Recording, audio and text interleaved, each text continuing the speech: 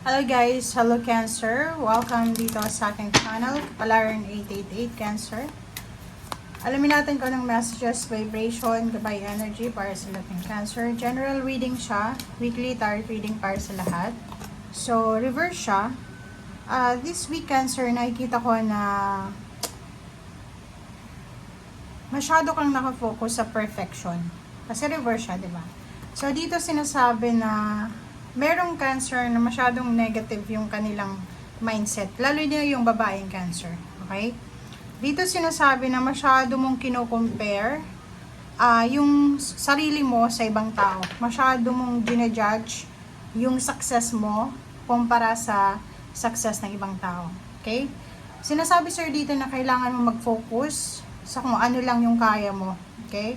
And kailangan mong matutunan na lahat ng nangyayari dito sa mundo ay may dahilan. So, kung ano man itong nangyayari sa iyo sa ngayon, successful man yan or successful man yan or hindi, isipin mo na may rason ang lahat.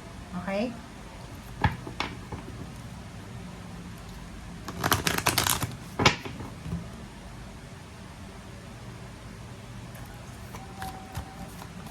Okay.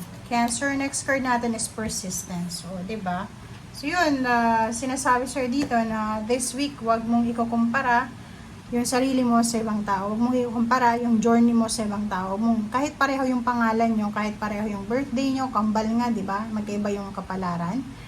So, dito sinasabi na wag kang titingin sa kapitbahay mo. Wag mong isipin na mas maganda yung takbo ng buhay ng taong yon, mas mayaman yun, mas maganda yung asawa, gwapo, parang ganun, mas peaceful, kasi hindi mo alam kung anong nangyayari.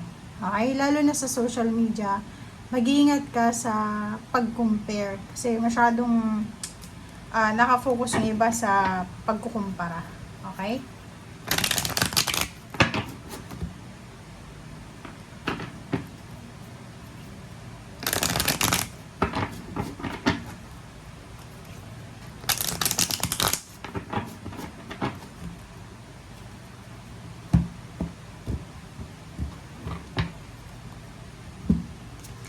Okay, first card natin is Three of Wands. Nakikita ko meron Cancer na naghihintay dito. Sa either naghihintay ka ng promosyon, naghihintay ka ng plane ticket, travel, relocation, or posibleng naghihintay ka ng tawag sa trabaho. Kung unemployed ka, naghihintay ka kung kailan ka tatawagan sa company or sa work na ina-applyan mo. If naman ito sa may trabaho na naghihintay kayo kung kailan ibibigay yung bonus nyo, yung payouts, payments, or kung ano pa man. Ace of Cups, nakikita ko sir dito na isang celebration, isang family celebration ang posibleng isa-celebrate nyo sa linggong ito. So, isang napakalaking celebration siya. So, pwedeng involve yung family, involved ka, or yung family member mo. Pala sa buwans, financially, sa work, or sa relationship, nakikita ko na masaya. Masaya ang linggong ito. Punong-puno ng kaligayahan. Stable, secured, peaceful, exciting yung energy na to. Nine of Wands, yung body mo physically, medyo makakaramdam ka ng pagod sa linggong ito, Cancer. Normal yan kasi may ibang Cancer na hindi makatulog sa gabi, isip ng isip, nagko-contemplate, and sa umaga, inaantok sila, pagod na pagod sila. Okay, so Nine of Cups, yon, same with the Ace of Cups, isang family gatherings, reunion, family events, ano ba yan, Christmas party, emotional fulfillment to parang proud na proud ka sa success na nakuha mo and the rest ng family mo. Careful lang kasi siguro may mga financial problems kayo, meron kayong sakit na pinagdadaanan, or pwedeng may mga physical health problems. Nakikita ko sir dito na kailangan yung mag-ingat, okay, physically. May contract signing, merong mga papers, documents, or important things, matters, ang posibleng kailangan mong ayusin sa linggong ito. Meron ditong Cancer na sobrang excited siya sa kontrata, sa either career contract, advancement, travel, good karma. So, sinasabi, excited ka sa paparating na magandang karma sa buhay mo. Okay, Six of Coins. makakatanggap ka ng regalo syempre, kasi Pasko. Or pwedeng ikaw yung kailangan mag-share ng iyong regalo. May kailangan kang pag-isipan, may kailangan kang meditate, i-contemplate, parang ganun. Okay, so next is Page of Cups. Maraming relationship, new beginnings, ang posibleng magsimula sa usaping emosyon. Okay, so nakikita ko may mangyayari sa either April or pwedeng may mangyayari dito 4 weeks from now, 4 days from now. Isang stability, emotional stability ang mangyayari. So, may portal of emotional stability ang papasok. So, makukompleto yung pamilya, may idea ng pagpapatayo ng bahay, idea ng renovation, new member ng family, may homecoming, parang ganun. Okay? So, same din dito.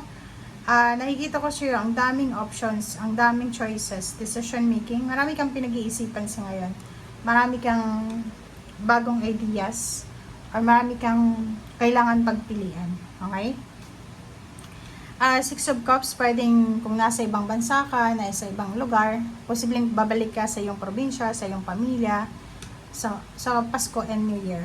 Okay? Maraming relationship din ang posibleng babalik sa iyo. So, marami kang makukuhang message, chat, call from someone na naging parte ng buhay mo. May relocation, may travel, may kailangan ng mag-move on sa relationship na hindi na nag-work.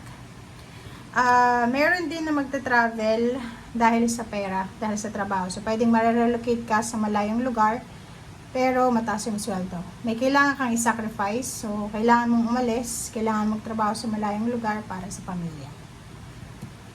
Next card is Ten of Cups.